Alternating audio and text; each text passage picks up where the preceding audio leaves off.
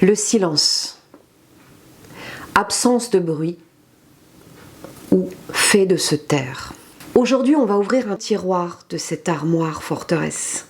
On va ouvrir le tiroir du silence comme condition posée par l'agresseur. Il faut savoir que lorsqu'une victime se fait agresser sexuellement, lorsqu'elle est enfant, lorsqu'elle est jeune, le silence est une condition, est un prérequis pour l'agresseur. L'interdit de parler, il est posé de plusieurs manières. Il peut être posé soit de manière claire, si tu parles, je te tue. Il peut être posé par manipulation affective.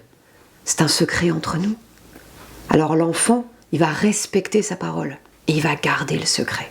Il y a une autre forme de manipulation affective qui est, si tu parles, je vais avoir des gros problèmes. Sous-entendu, si j'ai des gros problèmes, ce sera de ta faute. Ce sera parce que tu as parlé. Tu seras coupable. L'enfant protège son agresseur, d'autant plus s'il est de sa famille. Si c'est son père, son oncle, son grand-père, il n'a aucune envie de lui nuire, de lui faire du mal, de lui causer des soucis. Et s'il n'est pas de sa famille, généralement l'agresseur met en place une relation avec l'enfant. C'est de la manipulation. Et je précise que je mets au masculin parce que oui, il arrive qu'il y ait des agresseurs femmes, mais c'est très très loin d'être la majorité des cas. Lorsqu'il s'agit d'un parent, l'enfant le protège d'autant plus, car c'est l'adulte dont il dépend pour survivre. C'est l'adulte qui le nourrit, c'est l'adulte qui lui offre un toit.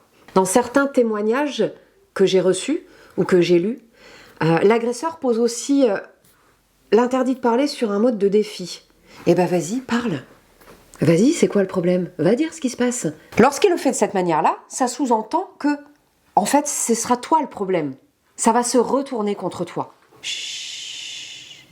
Dans une autre vidéo, on a vu que la victime peut avoir tendance à banaliser l'événement. Eh bien, c'est aussi un moyen pour l'agresseur de mettre en place le silence, en banalisant ce qui arrive.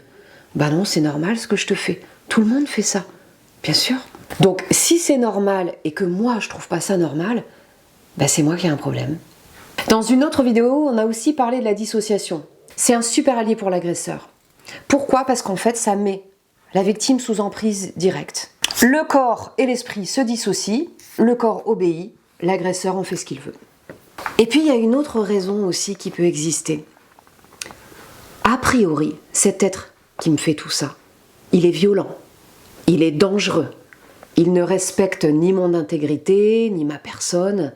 Donc si je parle, qu'est-ce qu'il va faire? De quoi est-ce qu'il est capable? La peur, c'est aussi quelque chose, bien sûr, qui empêche de parler. Et alors, il y a une notion assez subtile aussi qui est l'agresseur, dès lors qu'il a agressé la victime, il lui a enlevé une partie de sa capacité à être soi, à avoir du pouvoir sur soi-même. Dès lors qu'on nous a retiré le pouvoir sur nous-mêmes, à un moment donné, on nous retire aussi la capacité à agir par soi-même et donc à dire, à parler. Les abus sexuels sont une prise de pouvoir directe sur la victime. Dès lors qu'on prend le pouvoir sur quelqu'un, on lui enlève sa capacité à agir par soi-même à plein d'endroits, à plein de niveaux.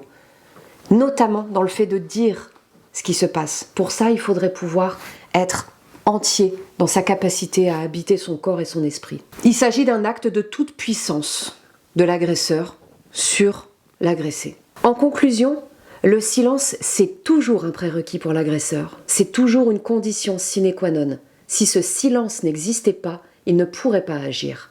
Chut. Toi qui regardes cette vidéo et qui a été victime d'agression sexuelle, bravo. Bravo pour le courage que tu mets en place pour continuer à vivre et à avancer.